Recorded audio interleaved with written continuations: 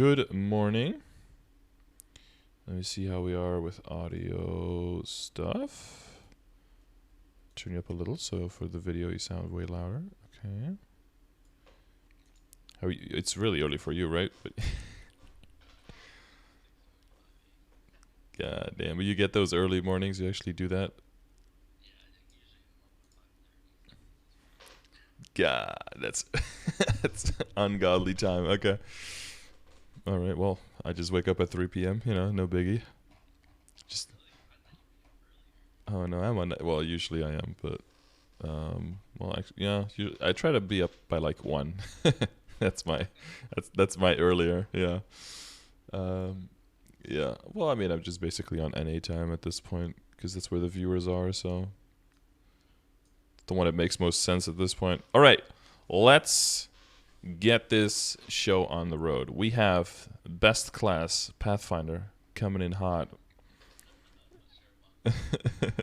Are you enjoying it?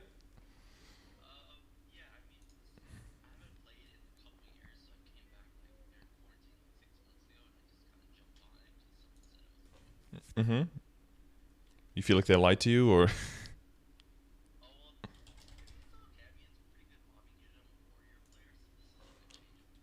Mm-hmm.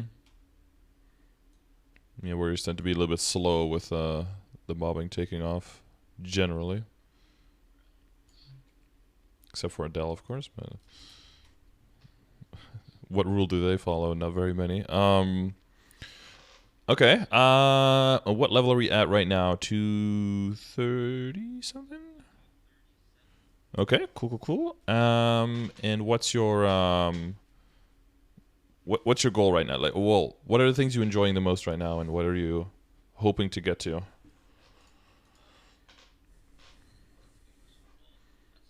Thank you.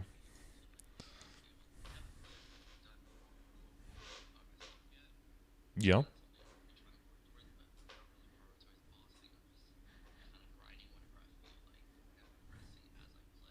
Mm-hmm.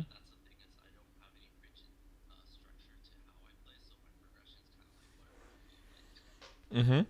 So you generally level a lot, and then you kind of go back and see, well, okay, which bosses should I be able to kill at that point, and then at that point the bosses are maybe not as hard because you're not really like limit testing yourself on the bosses. You're more just like once you know that you can probably have a decent chance to kill them, then you try to solo them. But before that, you either get carried or go in a party to get the progress gear, kind of like that. Mm-hmm. Okay. And so you're hoping to. I mean, I can give you some tips for Lotus and Damien solo if that can be useful for you. And then the next step after that, because I mean, if you're at this level, and I just scroll through the gear really quickly, it seems that you're remotely where, well, remotely, but you're reasonably like where you would expect to be at that point. Um, I guess normal lucid parties or something. Is that something that you would be looking forward next then?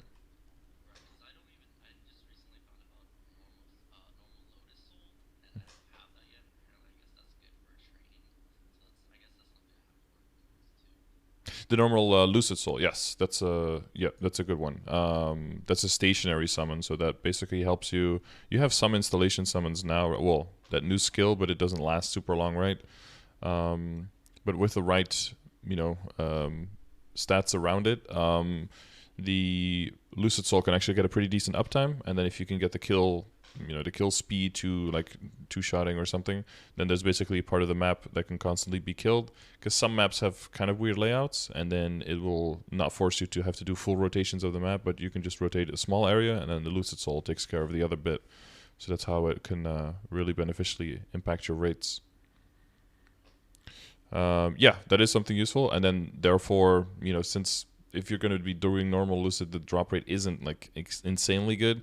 You do have the benefit of having like the kind of the box map at the end, so you can switch to full drop gear, get your coupons out, get your familiars out, everything, and then hit the box. So you can kind of increase your chances because of that. It's not like in Lotus or in Damien where you kind of have to do that in the middle of the fight, and if you're already low on lives, you don't really have that luxury.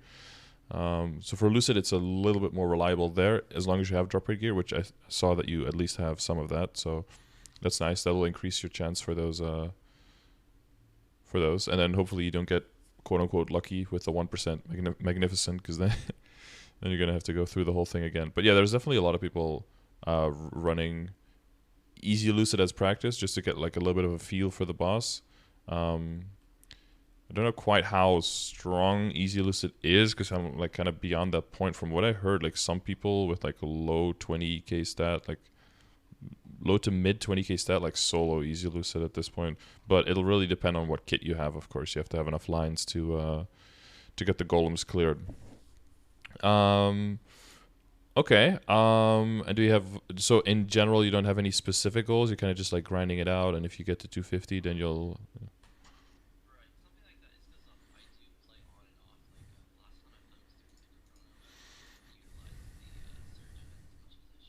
Mm-hmm.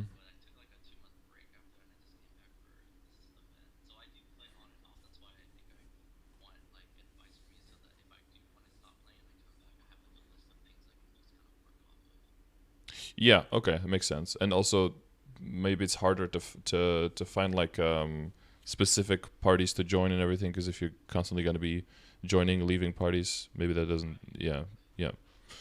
Well, yeah. I guess in that sense, it's better to have like a guild that's okay with that, so that you can just hop in and hop back in, and everyone's like, oh, there he's back. Like, let's do some stuff together. As long as they know that and they're okay with that, then relying on a guild for that seems more reliable than like a party outside of that, I guess. Um, okay, cool. So a general, because I'm thinking, because we can go at this like a bunch of ways. So like in general, equip wise, what would be like the next step, I guess? Um, and in general, because I'm thinking, because it's gonna be like a lot of different stuff, right? That you can do most of the time in Maple. Like to get stronger, it's not like, oh, fix this one easy step, and now you're like a big baller on campus. It's always like a lot of small stuff, right? Because they want you to engage, and they want you to play all of these separate things, and they want you to spend your all day every day on it. Um, hmm Yep, no, that's definitely true. Um, a lot of that is in arcane power, right? And nodes that are limited to events and just drop. And those are the two main things that give you a lot of damage. I think your nodes are pretty much done though, right? I mean the boost nodes. Yeah, yeah, no, that's fine. Have you checked in? Well, I guess we'll go into the matrix first. Have you checked into the with speed infusion and how that affects pathfinders?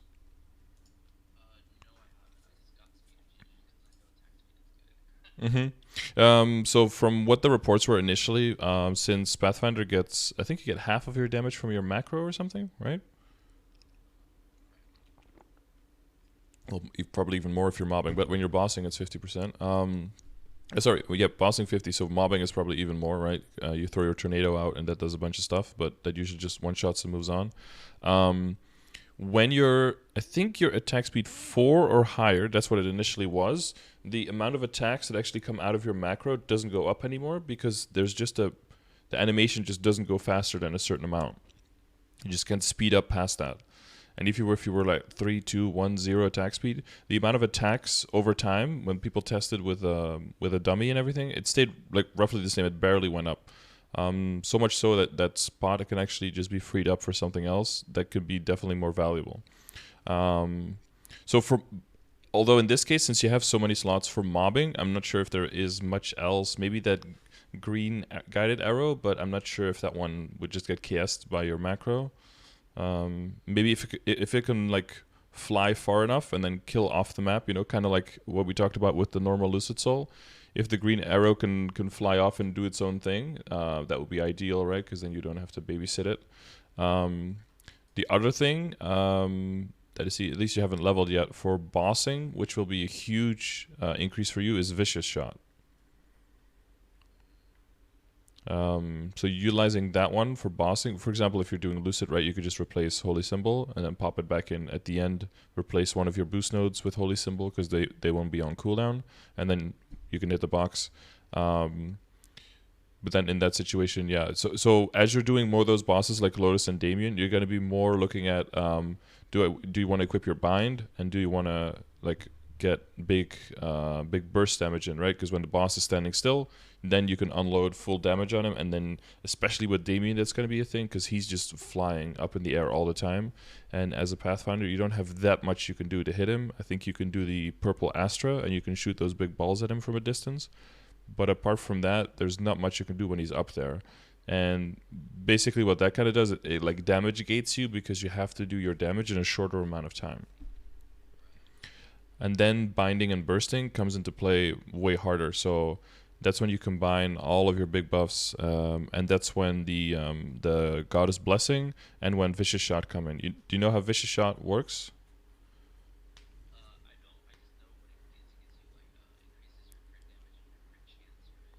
Yeah, so it lets your critical chance go over 100% temporarily, which doesn't affect your damage. That part doesn't. But then it gives you a percentage of your total critical rate in critical damage during that duration. So you can even go over 100% critical rate. Some people will, late game, end game, will stack up to like 170% crit rate or something because it gives you so much critical damage during your burst that it's so good. And the great thing about this skill also is when you level it up, that percentage that you get into critical damage goes up with the level. So when it goes past this point where you are now, and when your boost nodes are pretty much maxed, the one skill that you want to start leveling so that your bossing will go up a lot is Vicious Shot. That's going to be your like your trap card, basically. That's going to be the one that takes you from where you are now to being able to easily solo and being able to be bursting and doing a lot of damage in Lucid and everything past that. Because it, okay, maybe we can look at the skill real quick, but it does increase by a lot. So in level 1, it's 21%. It just goes up by 1% per level. So at level 30, it gives you 50% of your crit rate in critical damage. Yeah, so you could go to like 140 critical rate, so it just gives you 70% critical damage during that.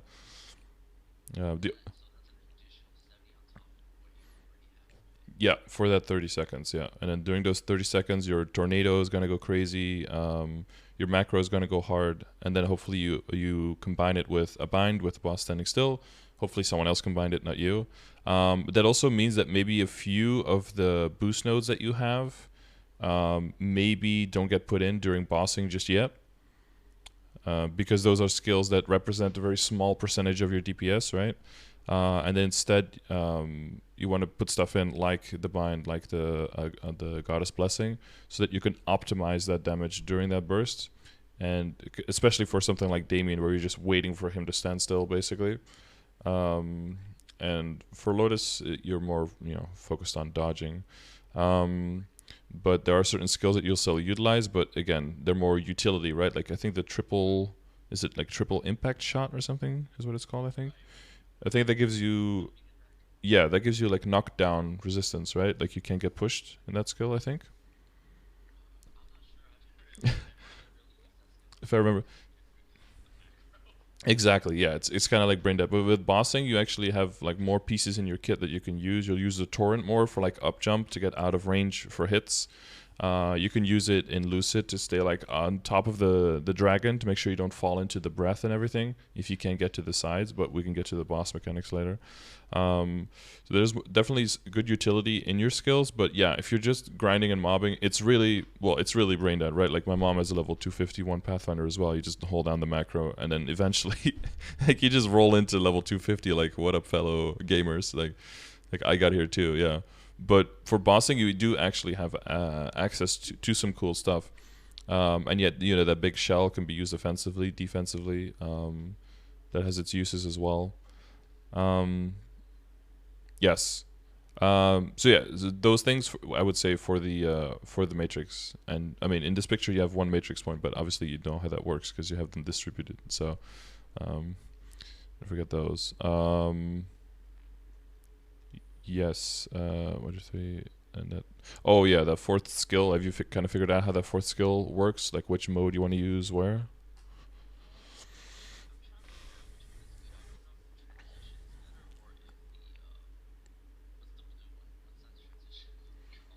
Um, so the red one shoots like a few big shots, I think, and then the blue one is like a machine gun for a little bit longer, and then the yellow one is multiple ones.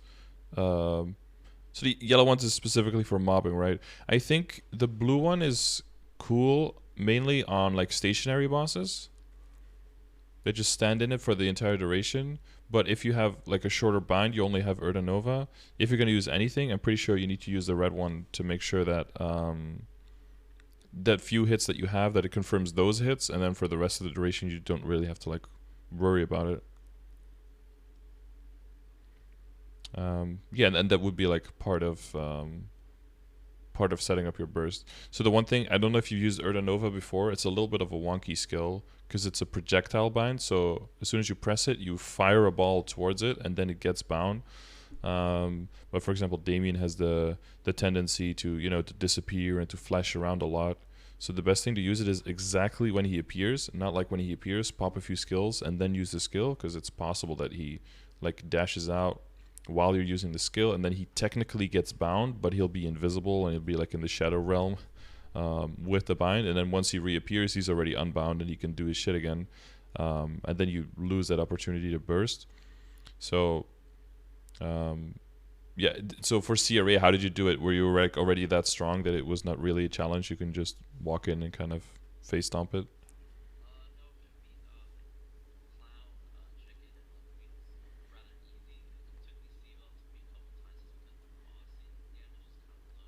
Mm-hmm.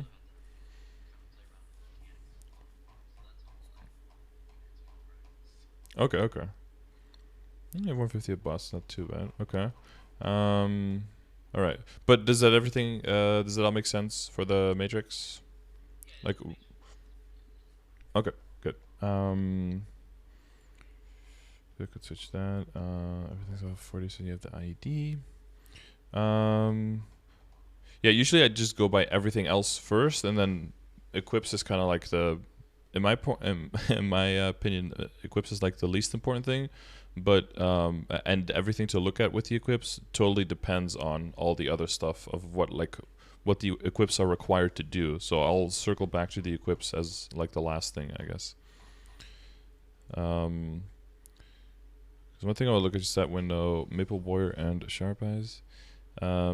Yeah, so that means that what we just talked about, right, with Vicious Shot, that does mean that scaling into critical rate is going to be exceedingly important when you're bossing, even in your hyperstats, right? Because that's going to give you critical damage. If you get your critical rate to level 10, and that gives you 15% crit rate, that means that's 7.5% critical damage during your burst. So that's basically like an extra prime line of crit damage on your gloves, essentially, right, during your burst. So that will be way more valuable for you than like the line of the 10 attack power that you have there right now.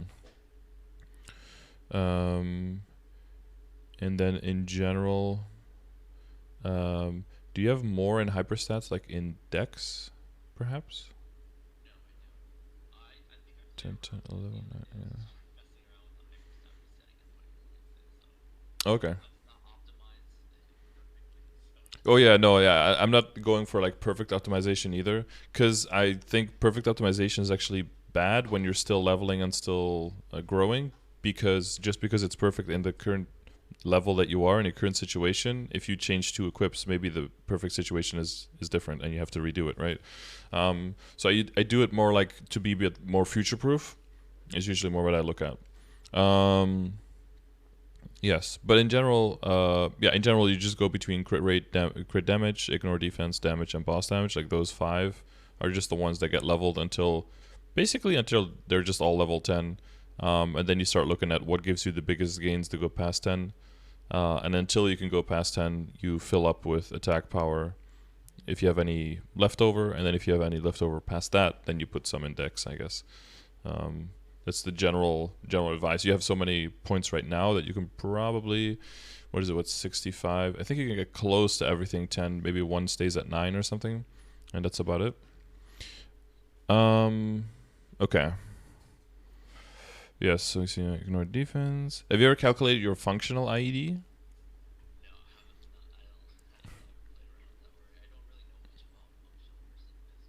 Mm-hmm. Okay.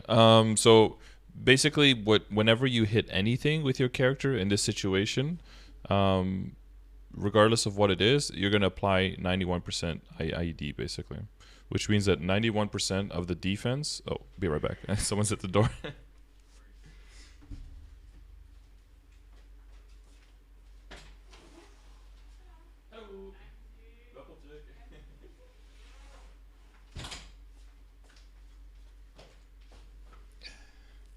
She had like 3 days to come. I knew she was gonna show up to get her package exactly during this, but whatever. Yeah, so enemies have PDR, right, which is basically armor, and then players stack IED, which is basically penetration to penetrate the armor. That's basically what it comes down to. And the more PDR the bosses have, the more your damage gets reduced, so the more IED you want to stack. But on top of that, PDR of bosses can go past 100%. So that does mean that the further you stack IED, the more efficient the IED becomes as well. Because the more armor, the more percent armor every single piece of IED penetrates, basically. The downside is that a lot of the sources of IED, or some of the, well, pretty much all of the sources of IED, to some extent, go at the expense of other sources of damage as well. So it's not just as brain dead as just stack max IED, because then you have max penetration but no armor. No damage, but you also don't want to go full damage and no penetration, because then you have a lot of damage but nothing gets through. So it's always a balancing act. So to know where you want to land on the distribution of your IED and your other stats for when they overlap or when they share sources, is to calculate what your functional IED is. So some sources of IED only apply on certain targets, or on targets that are debuffed by a certain skill, or when you use certain skills. But when functionally that uptime of those skills is essentially 100%, it's kind of weird that the stat window can't really show that, right? Because it's not for all the situations. So you have to kind of calculate yourself what functionally your IED is actually at, so that you can use that in weighing where do you put points in, and how can you optimize your damage. Again, roughly, right? We're not trying to like min max. We're not trying to do like the crazy maths here, but just to get like a general idea of, do you need to stack more IED, or can you go harder on attack percentage, or maybe on some more boss damage, right? Because you did mention that. Yeah, because there's a balance there to keep into account. So the one thing that's really standard is like once you're past level 40, right? The boost node's giving you 20%. If everything is boosted, then every single skill is giving you 20% extra. So you just always have that 20%. If you have the mage link skill, which I don't think I saw. Yes, those. Yeah, if you have those stacked, yeah. Okay, yeah. Well, so if you have those three, that will go up to 9%. So that gets added, right? Because that's constantly being applied. So by thinking about it that way, about all the things that don't work on standard, but that you can apply with relatively close to 100% uptime. By doing that, you can calculate the functional IED, and then you can use that kind of as a measuring tool to see, do I need more, or am I good where I'm at right now? Because the bosses that you did so far, the highest damage, and I don't know if you're doing Helix. Okay, because Cvel has 200% PDR. So that means I don't know what your functional IED is right now, but so every line of IED is calculated individually, and then like as based on a percentage of how much you're missing. So you have a 91% visual right now, and the boost nodes give you 20%. So mathematically, that would mean they give 20% of the 9% missing, which is 1.8%. And then so you go from 91 to 92.8. So the number in your set window is always rounded. So you're you probably end up like around 93% from that. And the defense of Cvel is 200%. So that means you ignore around 93% of that 200% defense, which means that leaves 14%. So then that 14% defense of the boss is a final damage penalty on your damage. So if you have 10 mil, if you have 8 mil range, and then you have 14 mil reduced, which is like, was it like 1/7 or something? So functionally you'll end up with like a 6.8 mil range or something. And then what's her name? Lotus and Damien, they have PDRs of 300%. So there it's so there it's even more efficient to get the IED. So then if you have 93%, there's still 21% left, right? So then you only do, quote unquote, only do 79% of your damage. So every extra functional percentage of IED represents quite a nice damage increase, especially relative to how much you're already dealing. Whereas stacking the other ones might not. So it's a constant like ebb and flow, constant balance. Once you get to 300% though, that's like the highest of any other bosses in the game. So once you're kind of like set to deal quote unquote optimal damage to Lotus and Damien, then you're set after that, and you don't have to like constantly recube things or realign things or redo your hyperstats in between bossing or anything like that. So that's kind of that 300% PDR. That's kind of like what they take into account for calculators and stuff, as like this is the amount of PDR that you're trying to optimize your damage output for. And there's that. I don't know if you've seen the WSE calculator.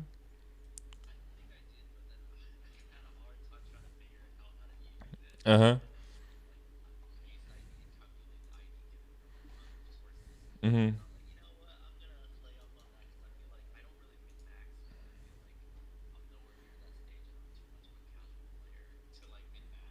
Uh-huh. Uh-huh.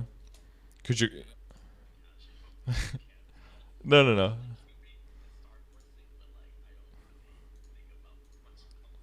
No, I get that. Yeah, and these some of these sources might also be like foreign to what you have. Um, and again, yeah, it could be like a bit overwhelming, but the goal is just to make sure that you and I kind of have this with my mom, and like trying to compare you to a 67-year-old gamer mom, but if you play casually, like that's fine and everything, but you might be like scared away of doing certain content that you actually shouldn't be scared of, because to an extent what happens is that you don't take advantage of the things that you've actually already worked for. Like if you have a big legion, you have your big link skills, and you have access, because of your levels, you have access to these points. If you suboptimally utilize all of them, your total potential of your character and your damage output and whatever, not even taking into account like what your ping is and what your mechanics are, your total damage output on whatever you're attacking could be less than half of what it could actually be just by rearranging everything a little bit. So we can focus more on just rearranging things a little bit. And that should, if you rearrange everything a little bit to the extent where it all gets a bit more efficient, you should already see like a huge change in your damage output. Without really functionally changing how you attack the game. But as long as I can explain all of those concepts to you, that they make sense, then at least when something changes, it should, like a light should go on for you, like, oh, wait, that was connected to this thing that we worked on. So that might mean that I need to, redo some stuff. Because just like IED is a balance between, all of the sources of IED and what they can give otherwise, in the same way your critical rate, for other people it's very easy. You just want to get to 100% functional, and then you want to go as close to that 100% as possible. But for you, there's the additional problem of the scaling with Vicious Shot, which is actually really good. But again, critical rate can also go at the expense of other things. So you, if you want to min-max that, there's whole calculators where you can put everything in. It looks kind of scary. I did a video with Code Knox. I don't know if you know Sam. He's trying to make a calculator that makes it a bit easier. The ideal situation would be that you just like take a picture of your equips, you just drag it in, and it like calculates for you what to do, and it just like shoots out the numbers. That would be the ideal, but that's far away. Like he's working on a project that hopefully can do that. But something that kind of makes it more accessible for everyone. Yeah, because some people just want to, they just want to grind. They just want to make some levels, and if they can kill a certain boss, that's cool. Um, yeah, but I think what you'll find is that you'll be able to do, yeah, again, without like doing super research, like checking all the videos and doing weird shit. I think your character is capable of a lot more than what it is right now, just by like rearranging a bunch of stuff. Um, so the one thing is, like if you're bossing and you're leveling up the vicious shot, you're going to see your burst damage go up by so much already. So that's already a huge thing. The other thing is, yeah. So let's look at the links and the Legion, I guess. Do you have an idea, do, do you do you enjoy doing Legion?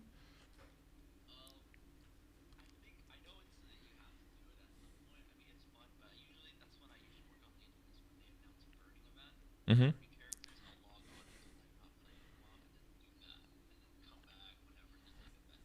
Mm-hmm.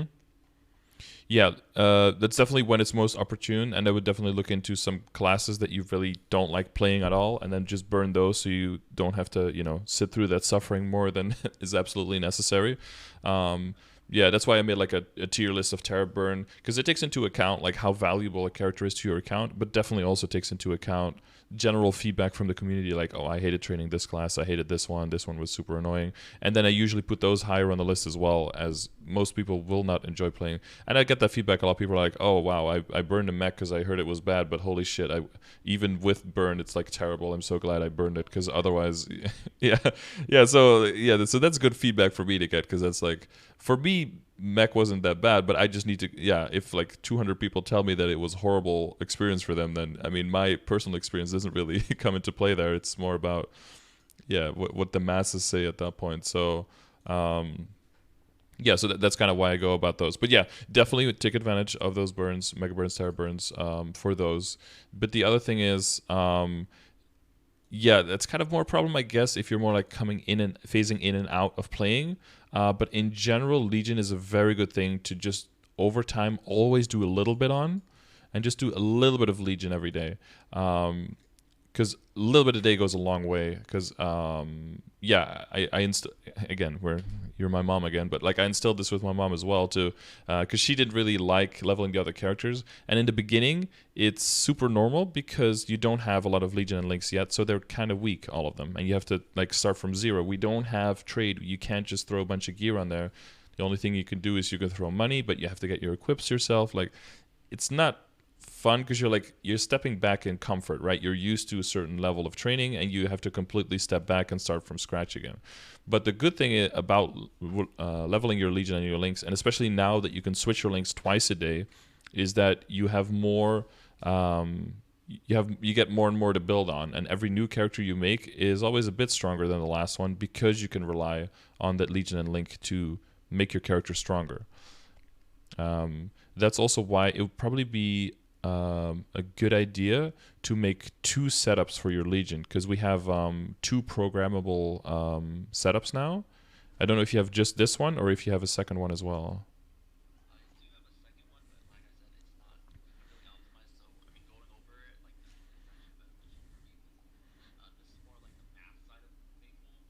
Mm-hmm.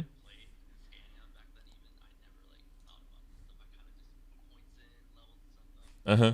Yeah, yeah, and that's definitely fun. But you will tend to hit like a wall of slowing down way sooner than if you min max your stuff a bit more, right? And then you can extend that enjoyment a little bit longer. So let's try to do that for you. So what is your the second setup you have for Legion? What is your thing? Your goal there? What did you aim for there?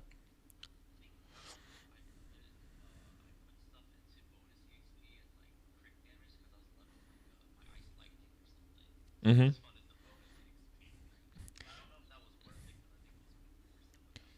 Yeah, yeah. So bonus experience is one that is useful as like a source of all the things. So if you're like min maxing all of the individual sources that can give you extra EXP, then including this one, again, as long as it doesn't reduce your kill speed, right? Because if you get 3% more EXP, but your kill speed goes from from one shotting to two shotting, well then you actually don't make more experience probably, right? Because you have to go around the map. So it's always again, like a balance, but it definitely is like a pile on. Just like when you're piling on all of the sources of damage that you have, that makes you as strong as you are. And taking one source away doesn't usually make a huge difference.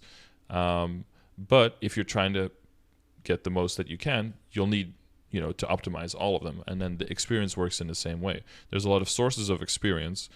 Just this one by itself, in the grand scheme of things, doesn't do much at all, especially not when it's 3%. But if you apply all of them, the ones that you have, then it does add up and it does significantly speed up. So what I would focus on the second one would be to do critical damage, but mainly critical rate. So the thing is that makes new characters kind of weak is that typically they have very low critical rate, which means they don't have access to their critical damage. Your base critical damage is between 20 and 50% critical damage if you hit a crit. But if you don't have critical rate, then it doesn't ever apply, right? So the first thing you want to aim for is getting very high critical rate so that every single character gets access to that innate already 20 to 50% critical damage. And then if you level critical damage on top of that, what will happen is you'll increase their base kill speed by so much that it will overpower the bonus experience that you could possibly get out of that. So I think we want to focus on the critical rate and the critical damage on the sides and just filling in the stats in the middle, like whatever it is, like either weapon attack and one of the 3 stats or magic attack and intellect. But those you can switch, right? You know about the switching in the middle stats? Yeah. Because the external ones are fixed, that's the ones we focus on first to be like those what you want to be the ones to max out. Yeah, again, because the critical rate is going to be very vital, and that's why I don't know if you've seen my links command that has like all of the links and legion characters in the game. This one, if it loads, yes.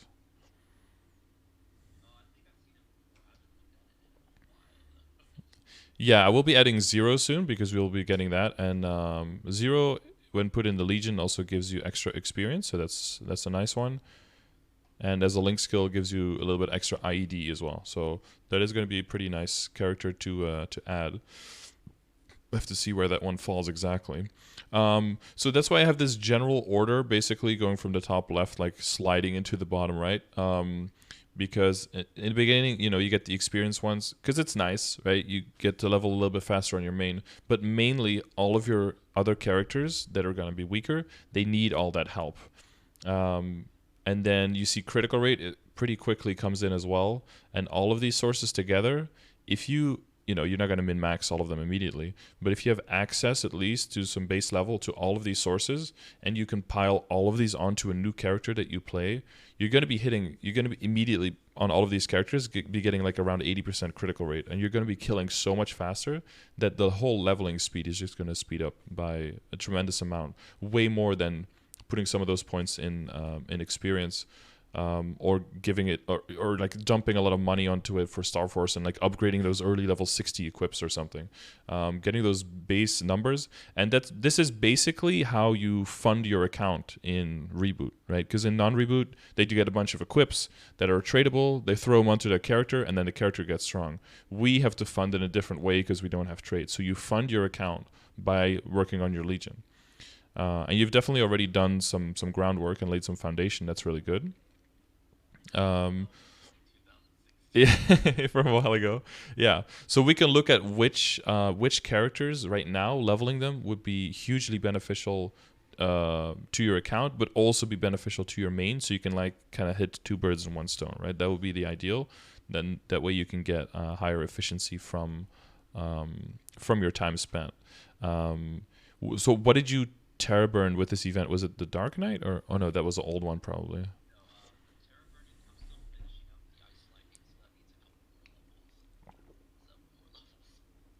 That's the 172? Yeah, okay. And that's mainly for the because that's not a class that you would like generally, or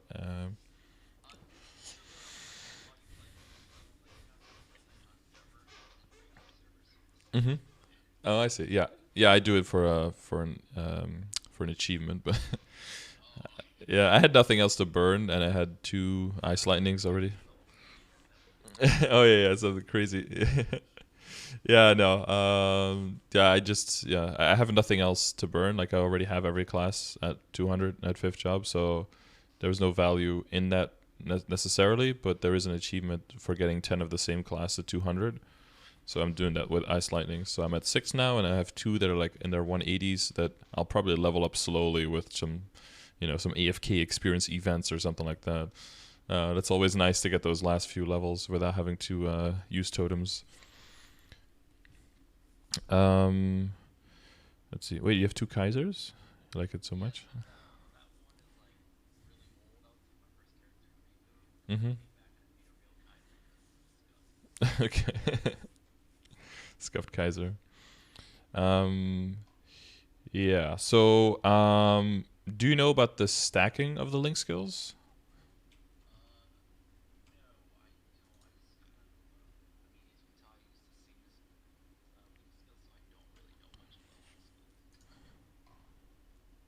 Oh yeah. So, link skills that are okay, so let's see. So if you have, let's say, 2 Demon Avengers or something, that doesn't stack. They just have their own link skill. They're just separate. You can link 1 Demon Avenger to one character and then one to another character if you want to. But you, yeah, you can never stack them. But what they added, so what a few classes had was like Cygnus. All of the Cygnus Knights have the same link skill, but you can stack them all into the same slot. So if you link 2 different Cygnus Knights, so not only 2 different characters, but 2 different specific Cygnus Knights, so one has to be, for example, a Dawn Warrior and the other one a Nightwalker, and you link those to the same character, then that stacks into one slot in the tab, so that it doesn't take up like up to 5 slots, but you just get like a level 10 in one area. So you can do that with the Cygnus Knights. And one other thing you can do that with is the resistance characters. So with Wild Hunter, Blaster, Mechanic, and who did I forget? Battle Mage. Those give at level 120. They give the level 2 skill that gives you 2 seconds of immunity when you respawn. And if you stack those 4, that gives you 8 seconds. So in a lot of bosses, more early on, if you're using buff freezers, and if you are, well, you're not planning to die, but you're going to die. Having the luxury of respawning but not instantly getting killed by something else, right, and immediately losing another life, or having to walk, with HMAG, like having to walk back to the boss and already losing like 60% of your HP before you even get to him, that will all be eliminated by that. You'll just be immune to all damage, and you'll have some time to, reap up some buffs, walk back to where the boss is, and you get back in the groove of the fight without like immediately getting dumpstered by something. So that skill, especially for bossing CRA and beyond, I think is very, very useful. So that could be something to slowly work on. But again, that's one to work on specifically for your main if you're going to do bossing, but it's going to be very helpful for doing Lotus and Damien specifically, and then Lucid later. So, because for Lucid, by the way, let's say you're completely locked in by golems, right? And a dragon comes in, shoots you, there's nothing you can do. Maybe you're out of torrent charge or something like that. If you respawn, you could just go up, flash jump over all the golems, which usually kill you, but you're still immune to damage. You can just go back to where Lucid is and just go back to the middle and start shooting her again. You don't have to worry about passing by the golems, for example. Like, let's say she's very low HP and you just want to burst her down. You can just ignore that whole golem shit show and just jump over her and get back to the middle of the fight. Yeah, stuff like that. Or, if you spawn into Damien phase 2, there's 3 of those blue balls on the spawn, and there's maybe a sword on the ground because you died to stacks. You could just jump out of that. You don't take any damage. You go to the other corner of the map. You kind of, regroup, rebuff a few skills maybe that you're missing, and then you could just go back into it. So it definitely gives you some breathing room and a lot of utility for all the later bosses. But that one doesn't necessarily help your Legion, of course, because that's purely a bossing thing, and we just want to grind. So the other thing that stacks is the Explorer skills that came out. So you have one now as well as an archer, right? And on that same slot, on your beginner slot on the top left that you have, this one here, the Adventures, Curiosity, whatever, you can stack the Bowmaster and the Marksman link skill onto you, and it'll go into that slot. It doesn't take up one of those active link skills. So that will give you that extra crit rate as well, which again helps you with your Vicious Shot critical damage. And again, if you have another character, you can stack it with that with a newer character to get that critical rate up. So those will be very valuable for you, both for your main, for your bossing damage, and for your legion. So I would put the bowmaster and the marksman pretty high on the list. And the marksman to most people is seen as one of the most horrible trainers. So that could be a good target for Terrorburn, for example. Yeah, in case you hadn't had one lined up already.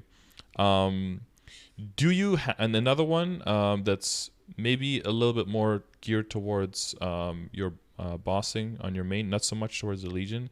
Do you have a Mihail? Okay. Never fun. Yeah, that tends to be one that people burn as well, because then you can get to 200, and then people want to have that level 3 link at 210, so then it's like a small jump to get those extra 10 levels. Is what people tend to do. Yeah, if you were like min max, I would always tell you to like delete the Ice Lightning, remake the Mihail, and then like burn that one, so that you could remake it.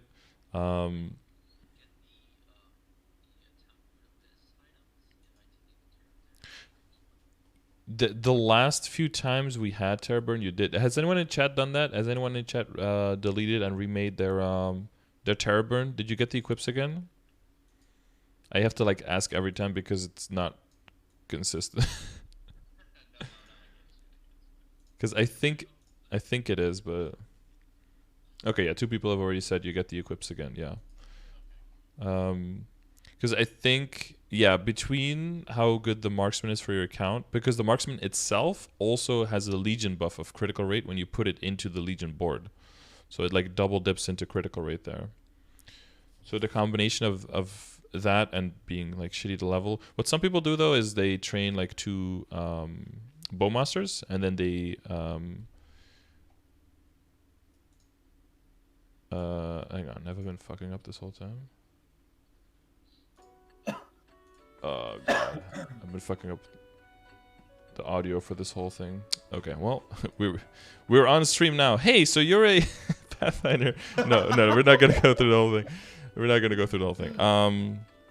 Yeah, so I would say that because knockback resistance is probably a huge thing that you've noticed that's very useful to have, right? You get knocked around on the Pathfinder quite a bit, and in some boss fights that can lead to deaths. For example, Damien, he can just push you like into the fire of a sword on the ground. That tick can kill you. Yeah. If you're trying to do, I don't know if you ever tried Chaos Papulatus, but he can like nudge you into one of those purple clocks that can one-shot you. And just having knockback resistance at 100% will just make sure that you could just walk through those things, and it makes things less annoying. Is the main thing. Yeah. Is it super knockback? No, it's not knockdown resistance. It's knockback resistance. Knockdown resistance is in special skills like the triple impact shot and the warrior's impenetrable skin, those kind of things. The power stance from Arc. That's when you can, like H-Mag's blue swipe will just tickle you, and then you just stand still, that kind of stuff. Oh yeah, that definitely is annoying in a hard mag. I forgot. Yeah. Have you ever tried up jumping over that? Dude, honestly, I don't know, man. The balls keep hitting me. I get so frustrated doing hard mag. I die multiple times, but I get it. I kill them, but I just die multiple times, so it just irritates me when I have to do hard mag. Yeah. Even it's like a league game. Like even when you win, it doesn't feel like a victory. It just because it's so much suffering to get there. Demoralizing even in a win. Yeah. Yeah, the up jump sometimes helps me stay like in the middle a little bit more, but usually he gives you that web thing before he swipes, so you can't even up jump at that point. So,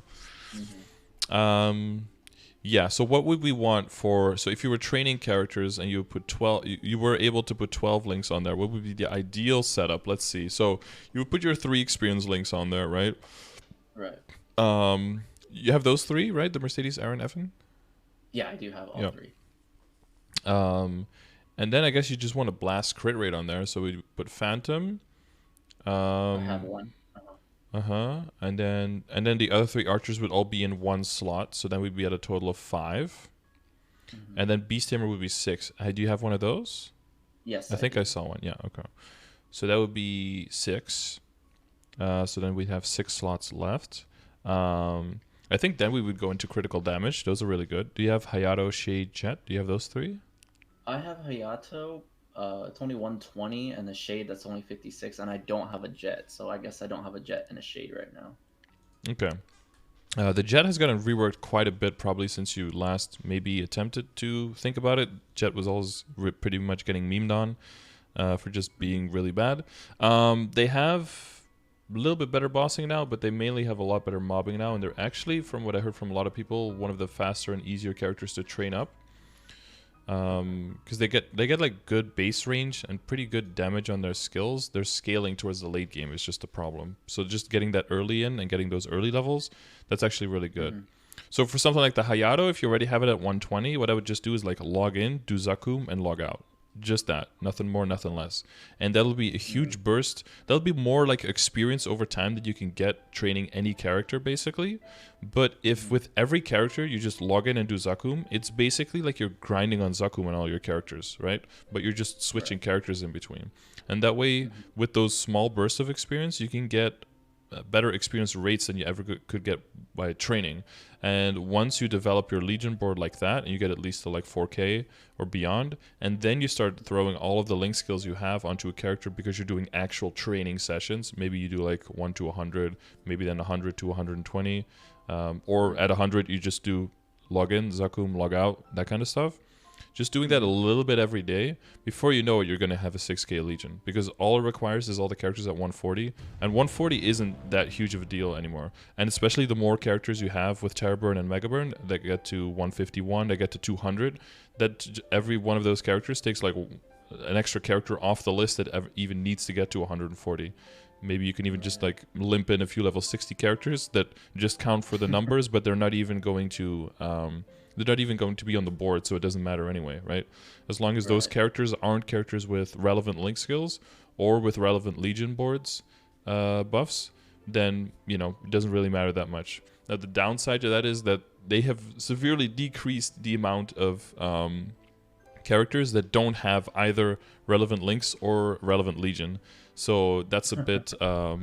That's a bit harder, but you know, relevant is a stretchable term, right? For some, it's just like main stat, for example. Like that's useful, but you know, that's definitely lower priority than something that gives critical damage, for example. Like that'll be way more important. Yeah. So for if you already have the Hayato, I would just do like Zakum a day and then just log out, and that's just what you do. Shade, yeah, Shade is Shade could be useful. So if you're going to training route, what I would do is just put all of those links that you already have on there and already feel that difference, because you've already worked for it. All you just need to do is to apply what you've worked for so that you can make the game easier for yourself. And if you keep doing that structurally, then everything is going to speed up. Everything is going to snowball. The character is going to level faster. Legion is going to grow faster. Link skills are going to get stronger. Everything's cycling back, redoing everything a little bit, right? Just reorganizing everything a little bit. And then the outcome is that your main character, between now and a month from now, is probably going to do double the damage, possibly more, just by rearranging everything a little bit. Okay. And then the other one is Kinesis for the link skill. I don't know if you have one of those. I think I do. I think I do. Hang on, I think I have screenshots of 4% crit damage, right? Yeah, the link skill with crit damage. Yeah. Oh yeah, you have one. Yeah, and little blue outfit. Yeah. Yeah. So the reason I say push for 140 is because that's when you go from rank A to rank S in Legion. And then whenever you do select that character in your Legion, it covers an extra area, right? It goes from covering 2 areas to covering 3 areas. So it basically becomes 50% more efficient in grid bonus. Okay, so that's why. Okay, got it. Yeah, you put 10 of those in, instead of 20, it covers 30. So now instead of giving you, once you have a bigger grid, right? Instead of giving you 10% critical damage, it gives you 15, and it's like, oh, that's kind of huge. That's just by getting a little bit of levels. So that's why I would just, on those characters that are not yet 140 but they're kind of close, just log in, do Zakum, get out, and just do that on like 3 characters a day or something, which in total that shouldn't take you much more than like 10 minutes, right? If that's all you do in the beginning, you're already going to notice like just the extra few levels, your Legion level is going to increase, and just it's going to look cleaner. You're going to be able to fill up your grid a bit more, and hopefully gets you like a little bit in the groove that, you know, many small things make a whole, or whatever the saying is. Yeah, and then if we can combine that with, you know, adding some new characters every now and then. If you make a new character on a day and you're like, okay, I'm going to train this one to, I don't know, maybe you just get to level 60 or something, you know, just something small. And then maybe on that day you only do one Zakum, or you don't do any Zakum. Like, find that balance that makes sense for you. But always do a little bit of Legion with on any day that you play, so that you can feel like you're also making Legion progress, but never do too much that you feel like it detracts from what you want to do on your main character. Right. Okay. Yeah, because if you do really hit that wall where you can't do anything, and then someone's like, "Oh, you gotta just get 6K Legion," and you're like, "Oh, I don't want to do all those characters and all those levels," right? But next time you hit that wall, if you're doing this, and next time you hit that wall, maybe you're already at like 4.5 or 4.8, and you're like, "Oh, I'm already pretty close to 5. I can push 5 and then see where I go from there." And then maybe there's a burn event. I can get an extra 100 levels there for free, and then before you know it, you're at 6K. But if you, just a little bit over time gets you there much faster. So what I would do is build that second setup, and then use that one for your Legion characters, to prioritize on crit rate, crit damage, and then just filling in the middle, like the two triangle dudes. Right. And just connecting them through the middle with a archer, like you've already done on this character, and then just selected that one when you're on one of those characters. And then if you're just doing Zakum, of course you don't switch any links whatsoever. And if you're going to train for a longer session, you can I would switch the links over just to speed all that up. The other thing that speeds it up tremendously as well is doing Monster Park. Are you doing that regularly? No. So if you focus on your Pathfinder to do Monster Park, you can work towards the item that's called the Monster Park Medal. 7 days Monster Park Medal, that's the one. And that one is, medals are basically an equip that doesn't really do much for you. It's just like a little bit of stat, and that's about it. The one thing that the 7-day Monster Parker does is it adds 10% IED. And like we talked about before, IED is great as long as it doesn't really go at the expense of other damage, right? And it goes basically at the expense of practically nothing. So that's one where the IED is pretty much free, but it's a long-term process. So you have to clear Monster Park, so you get your 2 free clears, right? And then you can buy up to 5 extra, either with coupons in the reward shop or in the cash shop. So you can do up to 7 clears per day, and you have to clear every single day a total of 77 times to get that big medal. Wow. So at least 11 weeks, or longer if you do fewer clears. But what that will also do is instill a rhythm in you of doing that every day, so you can come back every day because of fear of missing out, right? So that you can always play every day. That's what it does, of course, for the game. But what it does for you is that you get a lot of boxes to open.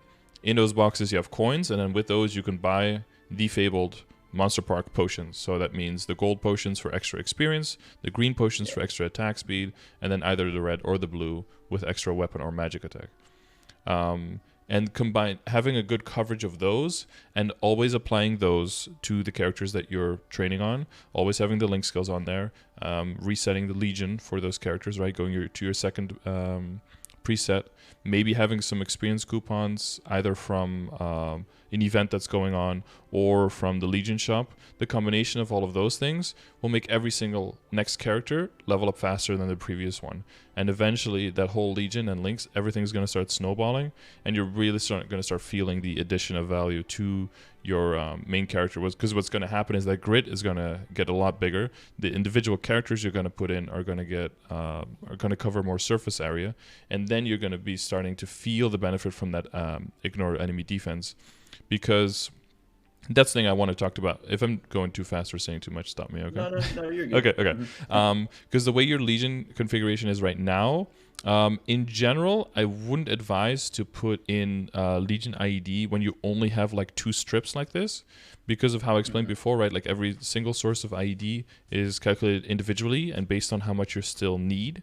So that means that smaller chunks of IED are less efficient as a whole than bigger ones. So let's think about that, right? If you have 90% IED and you add a line of 20%, 20% of the 10 missing, so you go to 92. Another line of 20%, 20% missing of the 80% is 1.6, so you end up at 93.6, right? If you add, instead of those 2 lines of 20, you add 1 line of 40, well, 40% of the 10% missing, you go to 94. Boom, that's 10% more efficient. Right, I see. So if you can, you want to use big chunks, which means if you hit 6k Legion and you fill up IED, that's 1 chunk of 40%. That's huge. Right. For example, potential lines on your emblem or something can go up to 40%. Like, boom, that's huge. If you have a few of those, again, as long as they don't go at the expense of too much other damage, if you have a few of those, that really brings your whole IED together. In this case, you could go for, what is it, 2, 4, 6, 8, 10, 12, 13, or I could just read the number in the bottom right. 13% ID, yeah. If you put that into critical damage, that's 6.5% critical damage. So if this is IED, again, that bases on what your functional is right now. If your functional ID is high enough without this 1 line of 13%, you could instead be getting 6.5% more critical damage. Or you could put it into critical rate, and then it would turn into, again, 6.5% critical damage, but only during Vicious Shot. Vicious Shot. Yeah. Right. But so that's for later in the game. You have the ability to basically, as an archer, you won't put anything in the middle, right? The middle will just be to connect the outsides, basically. And you're going to be like completely dumping in critical damage, completely dumping in boss damage, completely dumping in IED, and then whatever is left is going to go into critical rate, something like that, to max out your damage. And then all the other stuff is like completely completely neglected. Like nothing in attack, nothing in dex, knockback resistance, buff duration, like all of that can go to heck. It's all about those outsides, and the middle is just you put archers in the middle, just to those long flat pieces, just to connect everything, and you're filling up the sides. So for now, I think the ID moving that to critical damage right now will help you. Okay. And in general for mobbing as well, I don't know if you're having much trouble with that, but for mobbing as well, just your average damage will go up, right? If your critical rate is 100% and you increase your critical damage, then your whatever is your lowest possible number is going to go up as well. Right. Okay, but yeah, like a general order. So I would definitely look at the exclamation mark links and definitely focus on those that we mentioned first, right? The critical rate, critical damage ones. And then for your bossing, specifically the resistance characters and then maybe the Mihal. To get that knockback resistance and that immunity to damage when you respawn. That will definitely take a lot of pressure off of you when you're bossing, and will give you a little bit more breathing room there. Very useful. Cool. That all makes sense for Legion? Yeah, no, Legion, I got that. Okay, good. Right, for links, which ones you select? Is this your active link skills? Is that what you select right now? That's what I currently have, right. And in which situation would you use this? This is your mobbing setup? Usually when I have Noble Fire or Focus Spirit in, that's when I'm like doing bossing because I need that extra bossing stat. But if I'm training, I'll take out Noble Fire, Focus, and put in Resistance and the Aaron link skill. Resistance. Rune duration, sorry. Yeah, the Evan rune duration, yeah, and then the Aaron one, the combo kill blessing, that one? Right. Okay. Yeah. Okay. So Alright, how can we min-max this a little bit? So yes, so Bravado is I guess Bravado is fine for now. The Elven Blessing is in there. So okay, so let's say this is your bossing setup. What would be your ideal setup?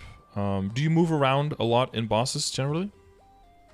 For Pathfinder, I can't really stay stationary. Okay.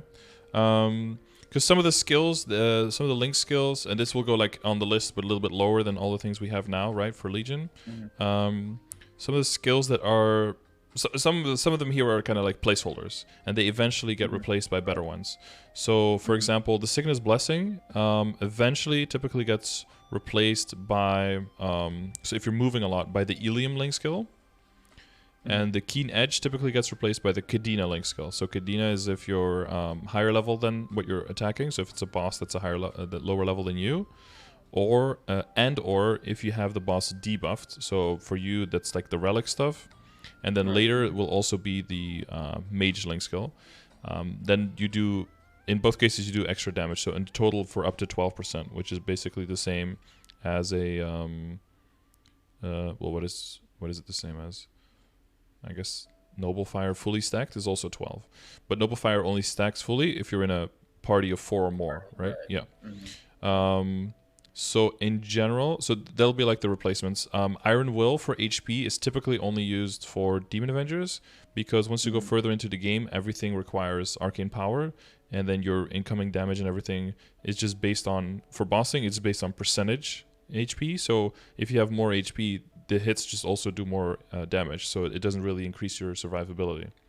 And for mobbing, you just take 1 damage from everything, so HP doesn't matter there anymore. So Iron Will is an easy out for this situation. So that one could be replaced by Arc, for example. The Arc Link skill is one of the easiest to stack, one of the easiest to upkeep, and is the highest percentage damage increase in the game. It basically gives you the same as Bravado, but all the time. It's if you could keep it stacked and you have the Arc at level 3, which you probably won't have. You have it at level 2. Then it'll give you 11% damage if you keep it stacked, but basically all the time as long as you're in combat, which just means you're doing stuff, basically. Right. If you replace 20% HP right now with 11% damage, that's already a really nice increase, right? The other ones that we were looking at, definitely if you're trying to boss, that we would replace. So the eventual replacement for elementalism for your Kana, right now it's still fine. The eventual replacement would be the mage skill with the 3 explorer mages, because then instead of giving 10% damage, you would get 9% damage and 9% IED with the full stacks, which 9% damage, 9% IED, that's better than just 10% damage, right? You always rather have 9% IED than 1% damage. So that's one of the smaller replacements, though. Bravado would probably stay, but again, that depends on your calculation of your functional IED, right? If you need that one there, you throw it in.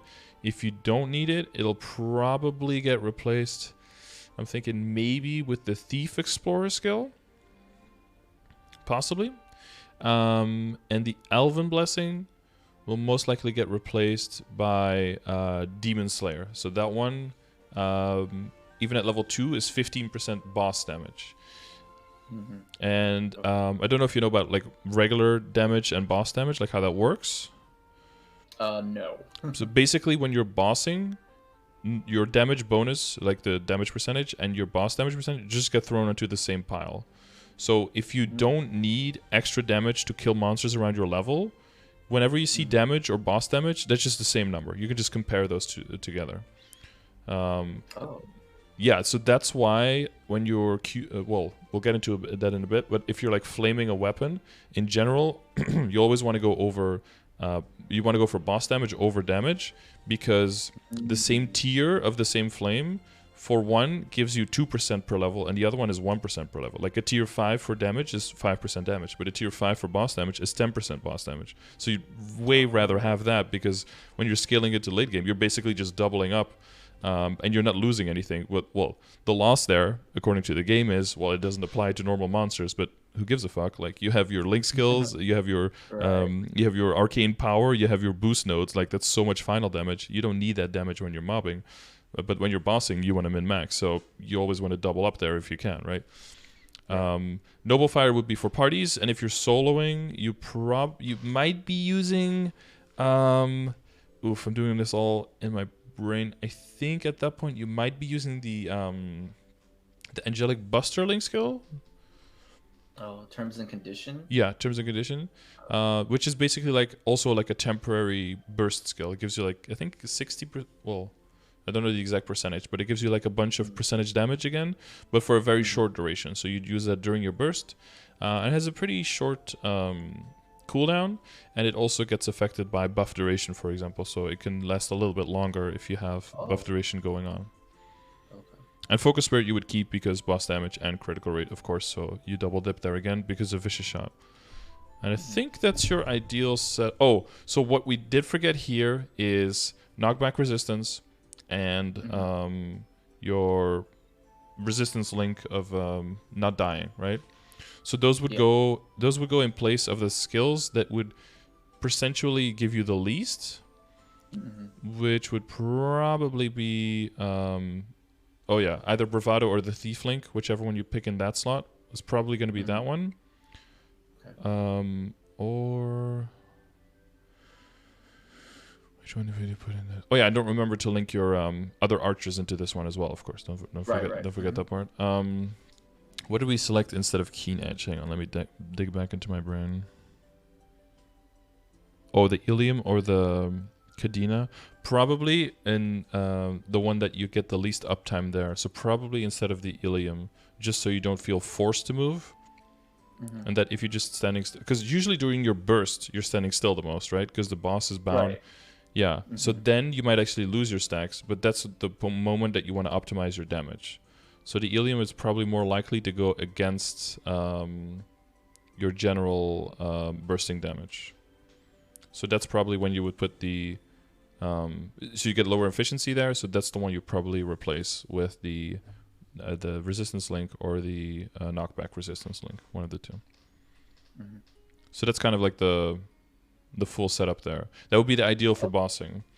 And then for mobbing, you just pile on range, visible range, right? So what you noticed is that we didn't really go into that, but what you notice is that for bossing, I don't even mention range anywhere, right? I don't look at what gives me range or something, because what gives you damage is what we want, not your range. What we want is critical rate, critical damage, IED, boss damage, utility. Like that's what we want. That's what gives you survivability, damage output, and that will make it just easier for you to do these bosses and get you to the point, get you to that struggle phase of learning the mechanics a lot faster, because you won't have to deal with a bunch of stuff. Okay. But when you're mobbing, you just want to pack visible range, because we don't give a fuck about, like, our critical rate is good enough, critical damage is good enough. We don't care about boss damage. We don't care about IED, right? Because regular mobs, they have very, very low PDR. Even only the highest level ones have negligible amounts. The only thing that gives you something with boss damage is like elite monsters and elite bosses. But those will be pushovers as well. So what we want to stack is visible range. So if you get to 100% crit rate without Phantom Instinct and or without Focus Spirit, then those are out. Those get replaced by the other skills that we just took out, like Cygnus Blessing, Elementalism, Keen Edge, maybe even the Pirate Explorer Link, right? Just anything that gives you stat, weapon attack, maybe even the Jet Link skill. You don't have a jet yet, so... that's like a thing of its own. Basically, you have to use cubes in that to just roll random stats, and then once you have the stats you want, you can lock them in for a certain duration, and then whenever you link it, it'll give those stats. It requires a financial investment, but it can be stronger than the Hayato one, for example, by quite a bit. The best it could be is like 35 attack, 35 main stat, and then some of the other stats as well, up to 35. But that could be quite a bit better than Keen Edge, because I think Keen Edge is 25 stat, 15 weapon attack, if I'm not mistaken. I think something like that. Yeah, so that's like 20 weapon attack, up to 20 weapon attack and 10 stat more, so that's almost like double, right? Right. So, yeah. But again, that usually costs, I did it during the sale, so it's probably more expensive, but that probably... to get around there probably costs around $2 bill, I would say, to lock in for a year. So that is an investment. But yeah, so at that point, you're trying to like min-max for training. Again, if you don't need that extra damage, if you're already killing at a regular speed, then you don't have to mess around with that. You just get the jet for the critical damage. Again, so it also elevates your basic damage output. Okay. Yes, but hopefully... Oh, yeah, and of course your Explorer, your experience links is what would come into play as well when you're doing those. Yeah, but hopefully that gives you a little bit more insight on like where the priorities lie with the links. And then with all the classes I mentioned, if you look through the character selection screen and you hear one of those classes pops up and you're like, oh, I heard the guy mention one of those. Maybe I should make this one.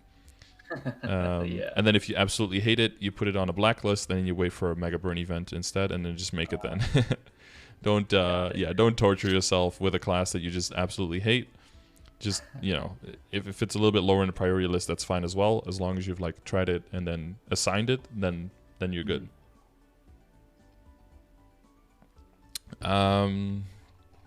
Okay, I guess that gets us to the equips, the actual equips, things you'll be wearing. So I already tell you have full Gollux superior set. I think so. Yes. Looks like it. They're like shiny and stuff. Old badge. You have Ladium Heart. Okay, most of the stuff is legendary. So I'm gonna guess from this picture that most of the stuff is probably 17 starred and like 2-line legendary. Yeah, basically. Because that would make sense for the picture. And then you have, what is your like? Do you have a combined drop rate meso set, like a set of? Yeah, I do. I have currently it's 120 meso and 100 item drop. And the 120 includes the inner ability, right? Right. Yeah. Okay. So you have one item that's double. Oh yeah, I don't know if I updated. I recently re-rolled it and I got like a line of meso and item. Okay. Oh yeah, it might not be in here. Was it on a pendant or? It's on the bottom. Okay. Oh, these are only my main items that I wear if I'm not. I see. Training. Right? Yes. Oh, the condensed power crystal is doubled up. Yeah. There you go. Yeah, that's why you have. Well, it's fine, right? Because you rely on your damage from your Abzo, from your arcane power, from your boost nodes. That's where you rely on all the damage for. Right. And then these can be. Done CPAP at all. Oh yeah. That's that's gonna be a beauty. I have a video where I completely break down the boss fight, where I talk about like where I stand, when I why I stand there, when I move over, why I do that. Because when you look at a boss fight, you can be like, wow, how does he always get those?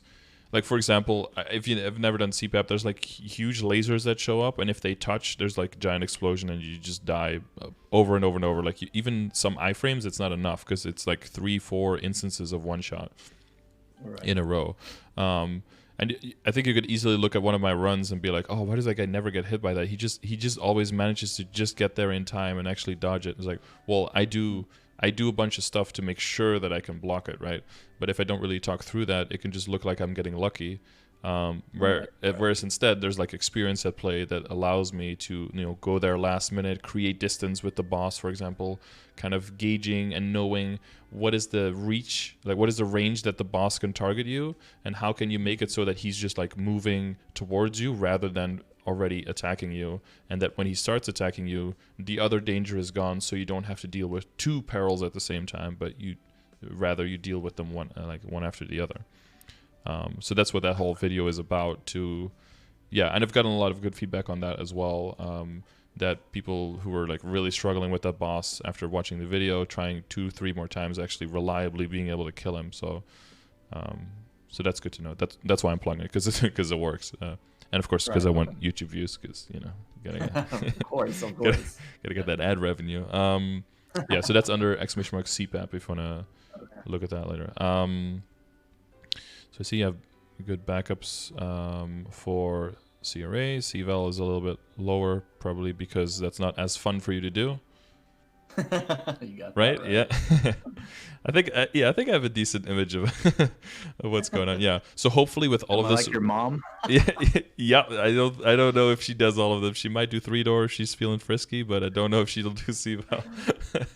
I don't know. I'll have to like check on some of her characters. I try to push for it sometimes, and she does know that if she does them on the characters that are really strong, that selling those crystals is actually a nice little extra amount of money. Because she has 3 characters over 250 now, and if she can do it on all 3, that's just 600 mil every week that she can just make extra. But again, like for her it's different because she has like her stress levels get crazy, and doing too much at once is just really uncomfortable for her. So I don't want to. That's me.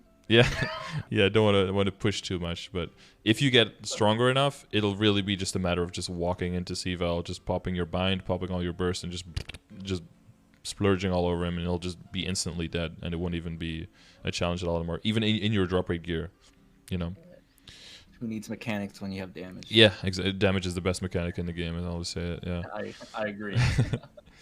But the one thing you will need is those peripherals, right? You'll need your critical rate, critical damage, boss damage, IED, and your utility. Make sure you don't get knocked into something weird while you're doing it. Because you could be like binding and bursting CPAP, but those lasers can still show up because they're a map hazard. They're not like a summon from CPAP. So if you're not paying attention and you're just like working so hard on bursting, you can still die to those clocks. So you do want to have you want to have so much damage that he dies before that, or you want to still kind of pay attention a little bit. Yeah, and hopefully with all of that, I think Hellux will also maybe get on the table. But again, that's not really a fun boss. But hopefully you'll get more fun and because it'll be faster and you don't have to deal with as much of his shenanigans if you work on all those things that we talked about and what we're going to talk about now. So okay, you have 10. So you have five line mezzo, 5-line drop. That's a good set. You have some flames here, so that does make it so that the damage drop beyond from damage to this stuff is not too big. That's a very nice cape potential. I get really lucky with these. Yeah, that's pretty good. All right, the secondary, the emblem is very nice. Secondary is very nice. Yeah, emblem is something that eventually can be better, of course, but that's probably not something we're going to talk about right now. Critical rate and damage. Flame. So since we're talking about equips in general, have you watched any... Oh, the shoulder as well, nice. Have you watched any of my... Oh, wow, and the shoe as well. Jesus, okay. I see what you're talking about now. Have you watched any of my videos surrounding like upgrading and equip upgrading? I haven't watched the videos. Like I tune into your stream sometimes when you're talking about flames sometimes, but like I don't really know all too much about like reading flame lines, like how to min-max flames, if that makes sense. Yeah, for sure. Yeah, so I have a video on that. You can check it. It's under !flames. Basically, what I talk about is how can we make it so that if you see any flame on any item, that you can tell if that flame is living up to its potential, or if it has like significant room for improvement. And if it does have room for improvement, like what is the best way to go about that? Basically being able to compare, let's say, the flame that you have on your glove and the flame that you have on your earring, because they're like wildly different, right? They're different types of items. They're at a different level. One has flame advantage and one doesn't, which is probably a concept that you may not even know what that means. Right. Yeah, so that means that if you're just new to this and you see those, you'll probably already see like the numbers on the gloves are way bigger than the numbers on the superior earrings, right? Even though they're only 10 levels apart, which is kind of weird because the pants are also the same level of the earrings, but those, or like the top or something, like the numbers that appear on some items are just way bigger, and there's always more numbers. Whereas if you look at your superior pendant, for example, it just has 3 magic attack and that's it. Yeah. So that's where flame advantage comes in. So the amount of stats that get augmented with the flame, if you have flame advantage, is always 4, and if you don't have flame advantage, it's between 1 and 4. So then it increases the variance. And then on top of that, it also decreases the value of every single line that gets rolled by a value of 2. So there's a total of 7 flames tiers that you can get. The highest is only possible with the eternal flames, with the rainbow ones, and those are exceedingly rare. So typically we aim for the tier 6, which is the highest with the powerful flames, which are way more commonly available. And that's when you see things like 6% all stat on your weapon, or like 6 jump on the hat. Those are the 6s, but for every single tier there's a different number, like what I said, right? Like if you hit tier 6 damage, that would be 6% damage, but if it's boss damage, it would be 12. So there's like multipliers at play, and especially when it comes to flat stat, there's a lot of different grades. Like equips between level 120 and 139 might have a certain amount of numbers at a certain tier, so it's like a huge clusterfuck. How do you compare those? So what I redirect it to is the flame score, and the flame score basically tries to say, hey, if you look at everything on this item that gives you damage, it would roughly be the same as X amount of main stat for your character. Okay. So the way that it does that is it looks at because it's always the balance, right? Like what is better, 20 stat or 4% all stat?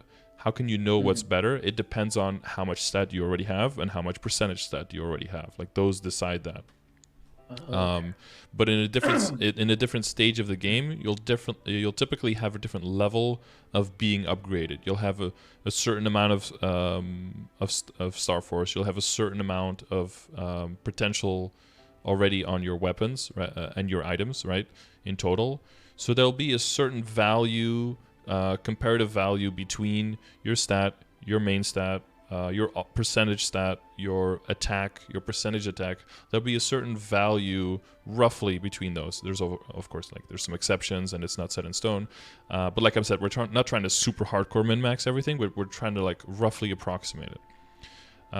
So based on where we know those numbers roughly are in different stages, I can like future-proof the flame score to be like, hey, this is how much it's going to be valued later, and not like this is what is the best one right now. Because like I said before, what's possible is you change your potential on an item or you switch two items around and suddenly something else becomes better, and then you'd have to redo it all over again, which is, you know, it's not really silly. So it is possible that you see two flames and you see like, hey, this one says it gives me more range than the other one. But if you look if you look at the flame score, this one has a better flame score. So that is explained by the fact that if you keep leveling, you keep growing, you keep grinding it out, and you keep upgrading, eventually the other one is going to be better. But it might just take time. But this is more to save you money in the long run, because you know, like, oh, this one's locked in, it's going to get better, and then you can just, you know, push that one to the side, focus on another item. So the main thing that we focus on is your weapon, because that's where you can get huge chunks of weapon attack. But I see you already have that, and you have some all stat with it.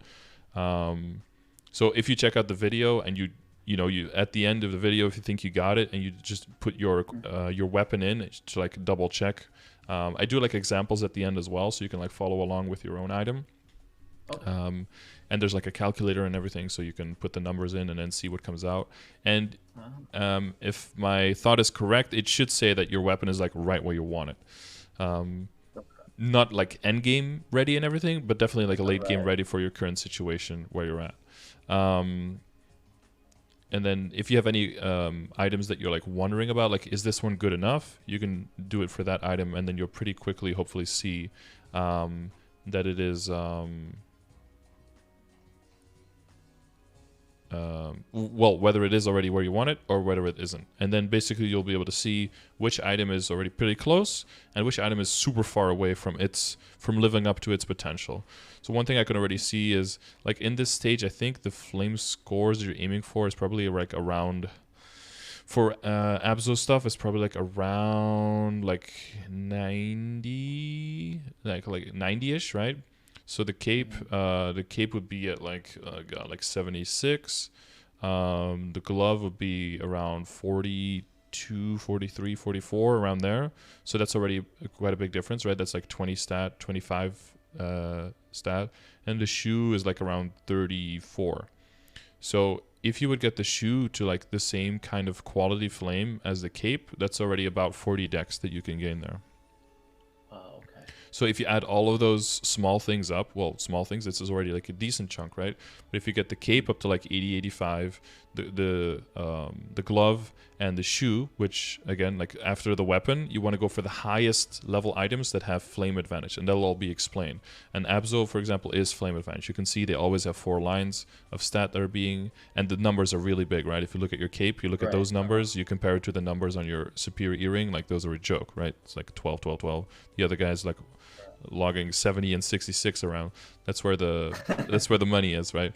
If you get just those 3 items to like a decent flame, that's easily like 100 dex that you can gain, or like 120 or something, which, you know, is a huge deal, especially because you already have quite a lot of percentage dex. So that really plays into that very well.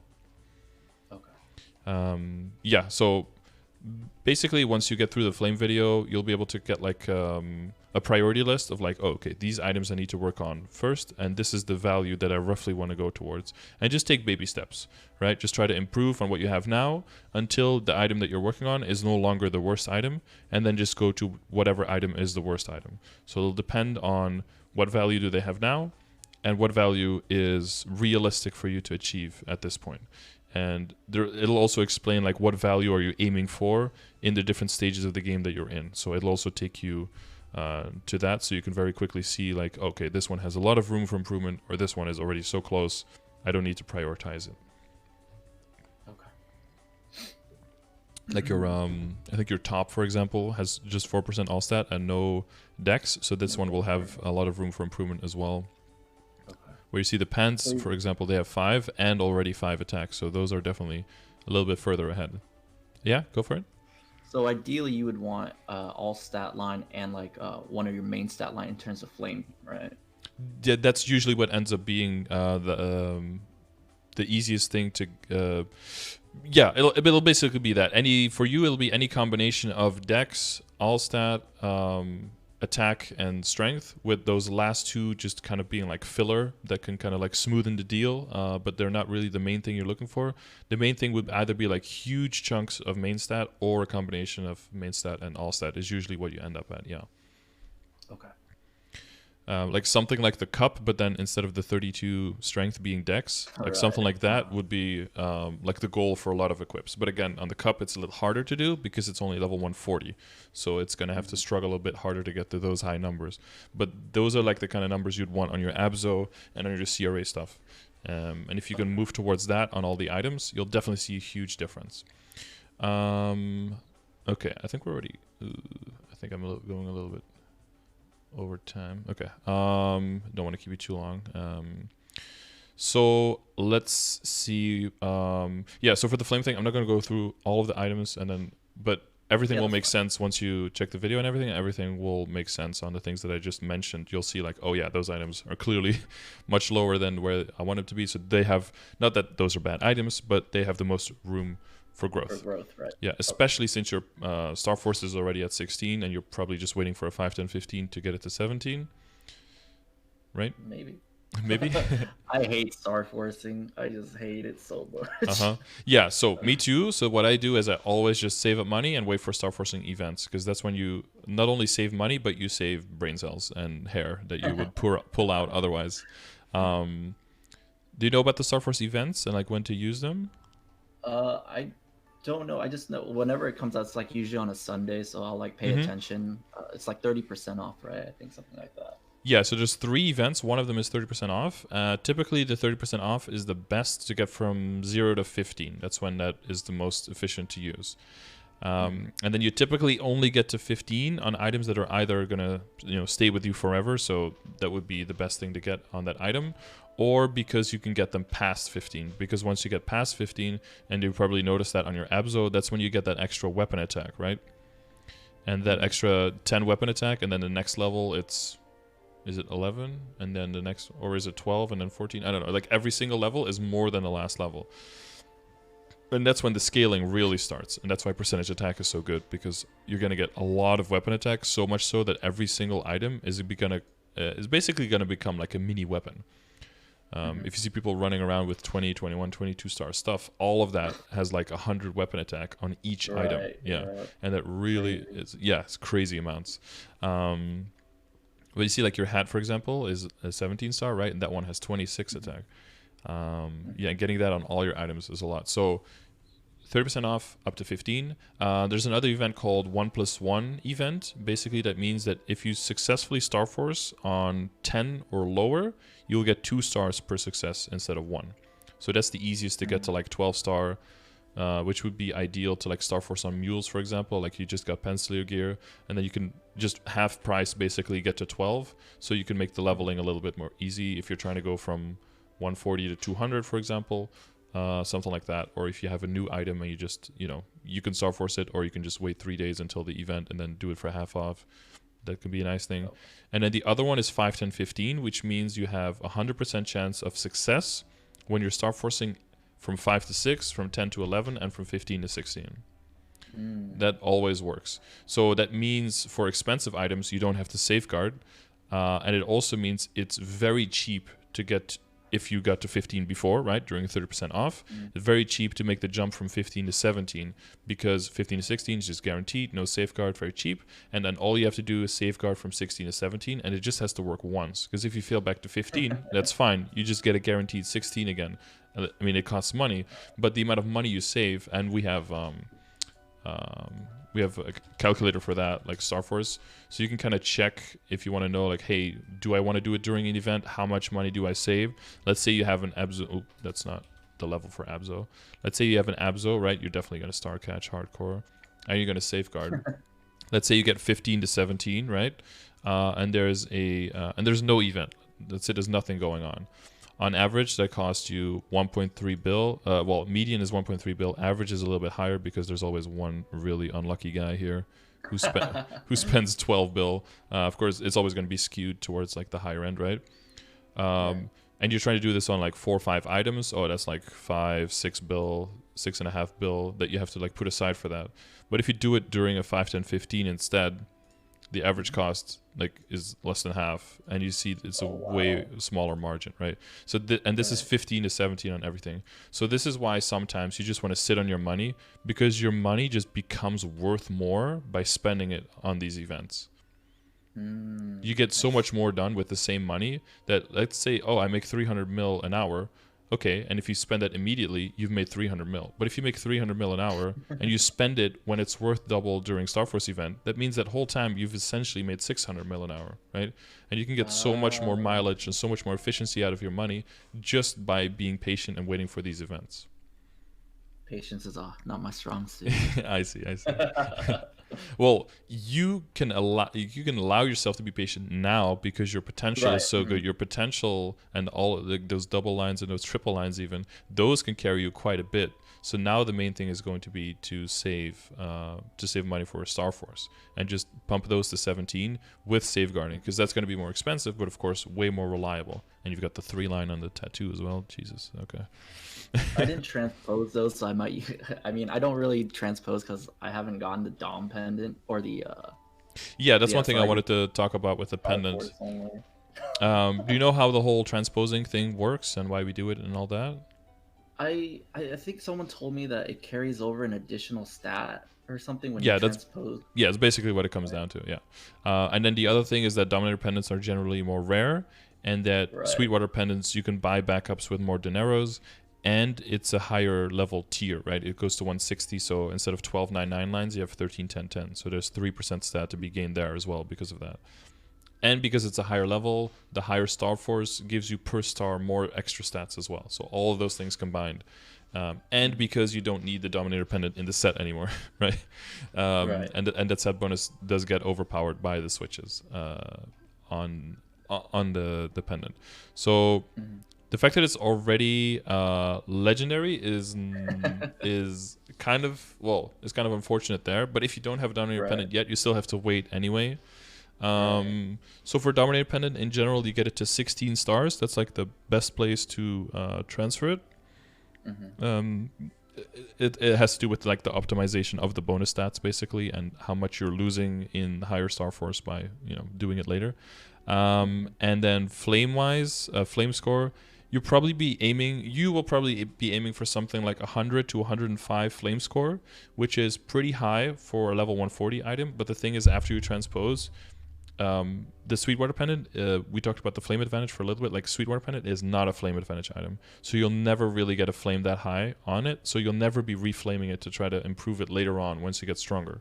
So you want to get a really good flame on it, on the flame advantage, on the Dominator, and transposing allows you to transfer the flame score over to the new target.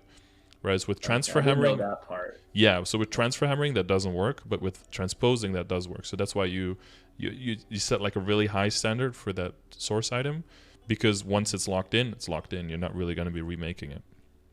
Okay. But yeah, I also have like a transfer hammer and transpose video that explains those concepts as well, about why you transpose, why you transfer hammer, and what the limitations are on the items, because that's sometimes a bit unclear, like the level difference, the type of item it has to be, that kind of stuff. So for now, there's no real huge downside to using this. But yeah, I wouldn't overcommit damage wise, like or go crazy star forcing. You could star force it during 30% off and get at least like 12, 13 stars, whatever, something like that on it, so you get a little bit more. I had a question about that. Yeah, sure.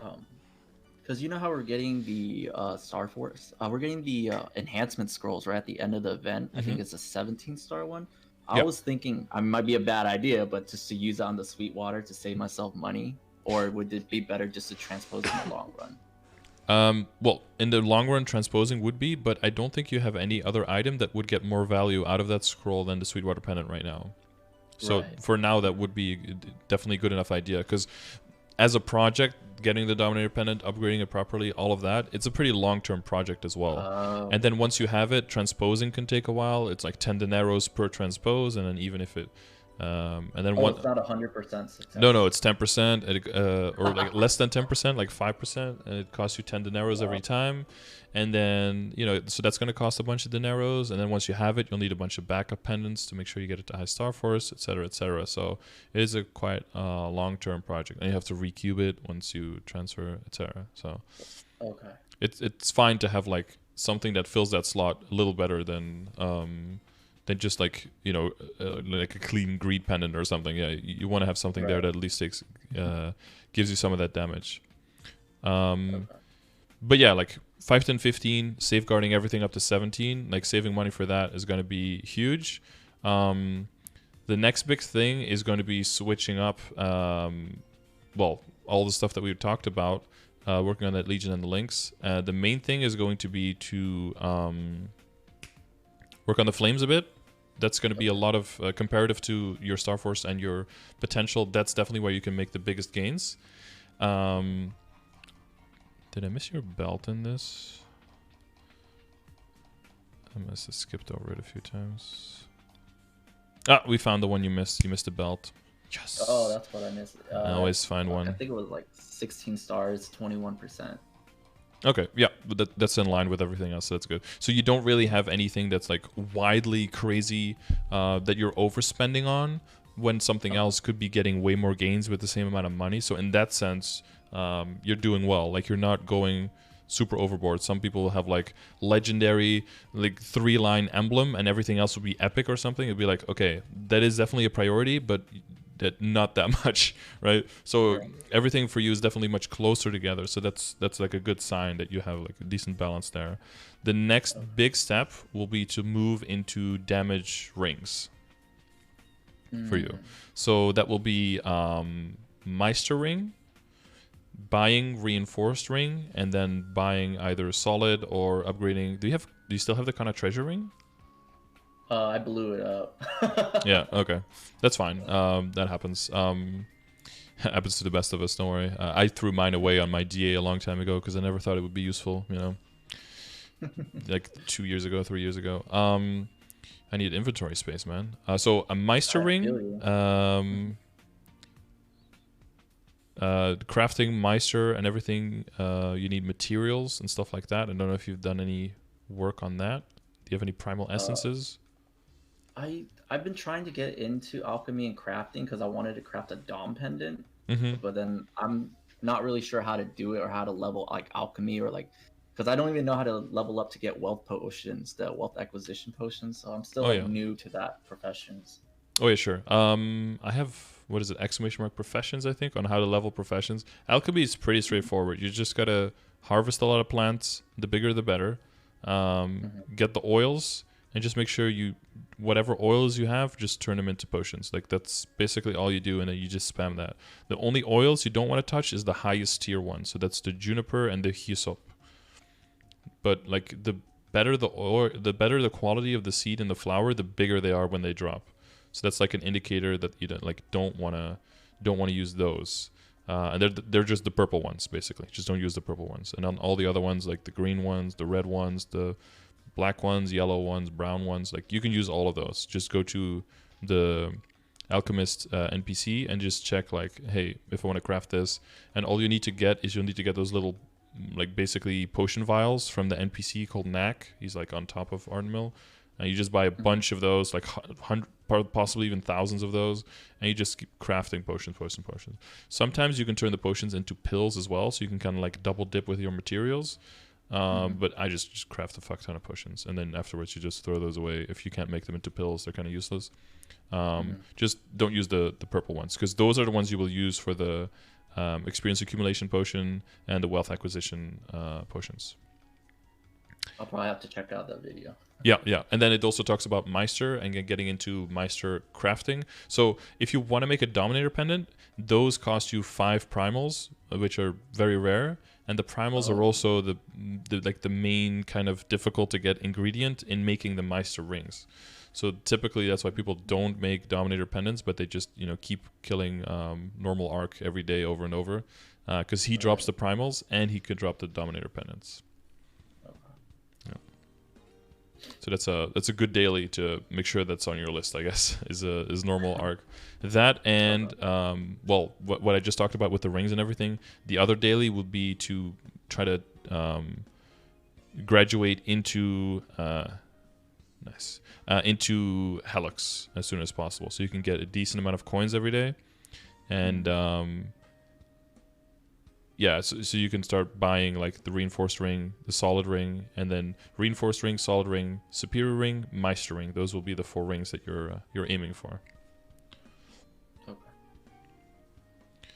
You could, there's the event ring coming out, but at this point you might want to grab that on another character. I actually don't know if you need more rings on this guy. You have so many.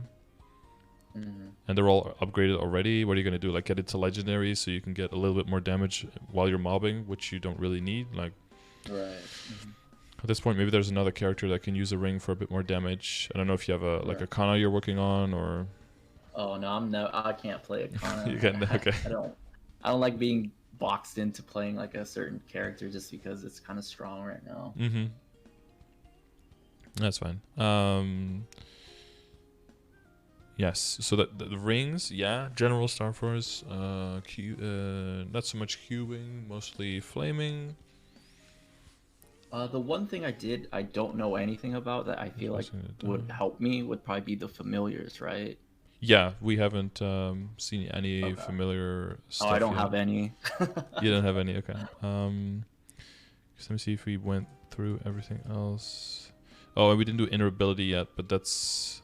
man, unless you know for sure... Like, you don't need the attack speed +1, and until you know for sure that you're going to be just mainly bossing and not really training anymore, then, like, redoing your inner ability becomes a good idea. So until that, just box up as much honor experience as you can. Just keep stacking that, because you're going to need a lot of it. Until then, I think 20 Mesoptane is just fine, because you just make more money the whole way there. So I think it gets you to the finish line faster. Got it. I think familiars is the last thing. The main thing with familiars is, I don't know, do you know anything about familiars? I know about the old system, but not anything after it got revamped recently. Yeah, okay, so forget everything. So every single familiar just drops at a certain rarity, and then depending on the rarity, there's just a certain certain total. It just picks from a certain list within that tier, like what is going to be on that familiar. So you basically reveal it like potential, like it's hidden potential on an item. Oh, okay. And then, so basically the lowest tiers, common, the gray one, and then rare, the blue one. The only thing that's really useful in those, there's like small amounts of healing and small amounts of item drop increase. Those are like slightly useful, and then the other ones are 15% IED lines. That's basically the only thing you keep. And then if you have a bunch of cards, what you can do with them is either you can extract them for like a coin basically, and then with those coins, the only thing really valuable you can get with that is a booster pack that just gives you 3 random ones that has like an okay chance of giving an epic, but mostly it's going to be also more commons and rares. The other thing you can do is you can like fuse them together, but that only works if they're the exact same monster that you have to familiar. So if you're farming in an area for a lot of cards, you can do that. And then with fusing, what you can do is you can fill up their fusion gauge, which depending on which card you use and what the tier already of the card is, you will need more or less. And then you will need to level up the familiar to max level, and you level them up by having them active as your familiar and summoning them while you're killing monster around your level. That's how they also get experience. So if they're max level and max fusion, then you can attempt to rank them up to the higher rank. So if it's a common one, it'll go to rare. If it's a rare one, it'll go to epic. If it's an epic one, it'll go to unique. And then the higher it is, of course, the more chance you have of failing that. And if you fail, the fusion goes down to 50%, so you have to fill it up again. And then once you go to the other tier, you just have the reveal again, the revealing of the potential, because it'll be like a tier up cube, right, where it just goes to the next tier and you can reveal it. And then if that stat is also shitty, then the only thing you can do from there is rank it up again, or just sit with it and just cry that you didn't get anything useful. So in the beginning, it's typically the area that you can get a lot of them that's easiest is Forsaken Excavation Site 2. Those rocky mask dudes. Map is a pretty good layout. No. The ones at Future Perion. Oh, Future Perion. Oh. Yeah, the level, what is it, 205, 195, something like that. Or 196. Okay, 196. I should know this. It's like on the top right there. It's a really good training map, especially also for Pathfinder. It's a good layout. You just send in the middle map, and your macro just kind of kills everything. Right. You can farm those very easily just because you can kill a lot of monsters per hour there. If you have like a totem and you just want to grind that out, you can get a lot of cards there. So the easy would be to get at least 2 or 3. So you can get up to 3 familiars at once. And in order to access more familiars, you'll have to complete the badges. So that means that you have to complete the sets, just like with the codex before, right? Where you had to like add the monsters to the codex. Oh my god, how did the codex used to work? I wasn't even familiar with the codexes. Okay, never mind. Well, you used to have like a set bonus. Now you can have like very, very small set bonuses in the badges, and you can equip up to 8 badges. If you complete 1 badge, you will get to unlock your second familiar slot. But for your third slot, you have to complete 10 badges. So that is a decent amount. So you can look at the sets that just have regular monsters. Those are the easiest to complete. Ones that don't have boss monsters. You want to avoid those as much as possible because they'll be a limited spawn and they'll be hard to get cards. Some people have to kill certain bosses like 200 to 300 times before they get them. Some bosses are like infinitely repeatable, so those would have preference. Like the final boss in Rihanna Strait, the Demolishizer guy with the rabbit sitting on top of it. That one, at the end of the storyline, as long as you CC, you can just keep going in basically. Or if you stay in the same channel, just like a small cooldown. The Mushroom Kingdom one, people do that one because once you get to the final, the last one is also a boss, but you just can infinitely keep going into the room just until you get it. So you can just get like a drop rate coupon or something, and maybe if you have a familiar with a little bit of drop rate, you can just keep going in and in until it finally drops, and then you have that set. So at most 3 of any kind. Like if you get 3 with 15% IED, that will also do wonders for your ignore defense, and then you'll be able to roll out of some link skills probably, go into more damage there, and then don't have to be scared that you're losing out a lot of damage. And then they'll just stay until you move over to like Moonbridge or Labyrinth or Limina. So if you're like past like 245, those monsters all just drop them regularly if you train there. So that's when you really start stacking up a lot of cards, and that's when you'll think more about fusing them up together and leveling them up to epic and maybe even to unique, because the lines on epic and unique can be really good. Like unique can give you 20% boss, 30% IED, and unique can even give I think, is it 40 boss? 40 boss, maybe also 40 ID, like big numbers like that. There's also more possible shitty outcomes, so it's kind of like gambling, but if you're training anyway, those cards don't really have that much other value for you, other than maybe trading them to other characters that you have, and maybe getting a little bit ID there, to get them started if you want to do some bosses on another character. But just like one training session, you can easily get like a few hundred of those cards. You have some options there, but that's basically when you start like min-maxing more with the cards and seeing them more as an actual legitimate source of damage. Before it's like a little bit of drop, a little bit of healing, and IED is actually the main thing early on. Mm-hmm. I also have. Do you have a familiar guy? Okay. Yeah. Yes, exactly. Yeah, I have an exclamation mark familiars that basically talks about all of that, like how many points you get, like how much you have to fuse, a list with all the possible outcomes of the cards, that kind of stuff. And you wouldn't be able to farm on your main, right? Because I assume there's some kind of penalty for drop because of level difference. No, so that's like a common thing. There's only a penalty for drop because of level difference when it comes to mesos. That's the only thing that a penalty exists. Oh. Everything else, just any other item, just drops exactly the same. The only exception there is event items, right? Because that always has to be monsters within your level range. So you can't just go to like a level 10 area and just blow it down and finish your events at level 250, right? That would be a little bit weird. It has to be like that has to be within 20 levels. But everything else, and you'll see this if you go to like a very low level area and you kill some monsters, you'll always see like spell traces, maybe twisted times, mana crystals. Those things still drop, even though the money doesn't drop. And those are just items, and you can sometimes get like level 10 equips and level 20 equips. Those still drop at the normal rate. The one, Meso is the one that gets heavily reduced and eventually just becomes 0, and then you don't see that anymore. So yes, you can farm at lower levels. Yeah. All right. Yeah, so that's where you can get some IED. Possibly some drop rate. Maybe that gives you some more nodes. Other than that,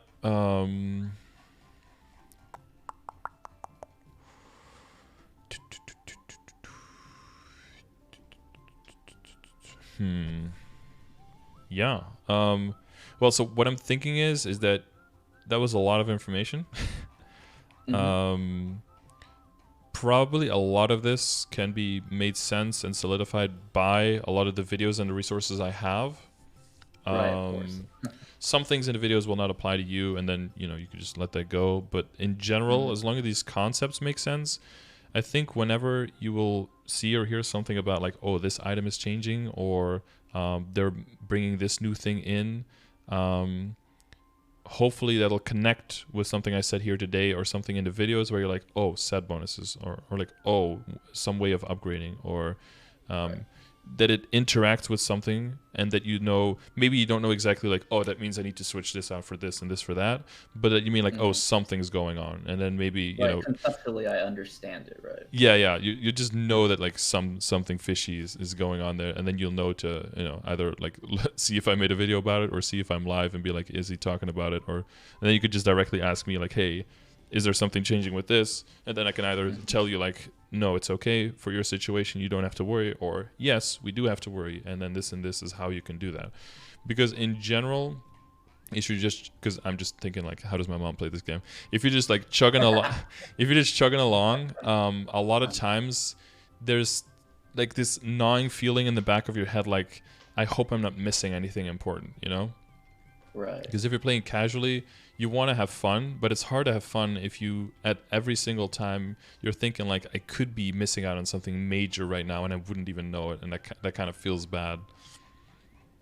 So yeah, hopefully this will help you indicate more for yourself, like this is probably something important or not, and then you'll know to pull my tap me on the shoulder and be like, yo, is this important? Do I need to worry about this?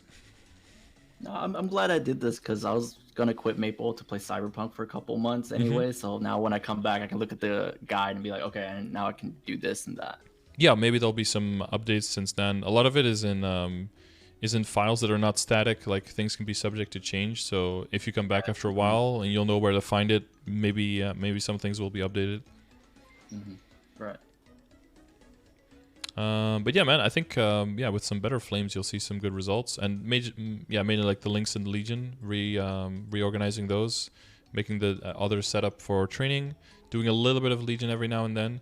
Maybe that can be something, right? When you don't feel like doing dailies and grinding on your main, but just playing like half an hour of Maple, just doing a little bit of Legion, and then when you come back, the first thing you'll notice is like that huge Legion increase. Plus, you'll be building up a lot of coins as well. And then you can just go hard on buying out your Legion coupons, and that benefit will be very useful. Yeah. Cyberpunk is finally coming out, right? I think they extended the launch like 3 times or something. Yeah, I think it's still on track to come out next Wednesday, right? I hope. I hope. Yeah, I think they said somewhere like December or something. Yeah, it's man, yeah. People have been looking forward to that game for quite a while. It looked pretty good. It's not quite like Star Citizen levels of looking out for, but Oh, don't even mention that. How long? Wait, when was that one supposed to be released? I don't decades ago. Feels like that way. Yeah. Feels like a lifetime ago. Multi-level marketing scheme at this point. True. First copies of Cyberpunk have already been shipped, so no extension possible. Nice. Oh, nice. All right. Yes. If there's anything that comes up or based on this conversation or anything, you ever have a question, you can always ask in the chat or just hit me up on Discord, and I'll do my best to get back to you. All right, man. Sounds good. Okay. Well, good luck. Thank you, sir. Appreciate it. Enjoy Cyberpunk. All right. See ya. Yeah. See ya.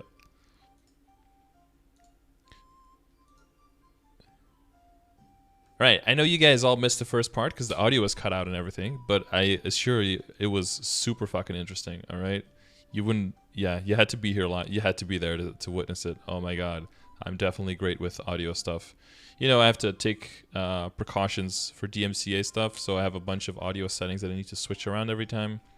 And this time I didn't do it properly. That was my bad. But as always, if you enjoy this and you would like to also get one of these progression sessions, maybe just some more explanation on like how systems in the game work, because you've been more casually approaching the game, so that you can just get a general understanding to see why people do certain things and why certain things are understanding, and realizing that hopefully you're not missing out on anything important. Maybe just kind of like reorganizing stuff, not getting too deep into it. Anything you want. I go case by case. I look at what you want, what is enjoyable to you, and then I give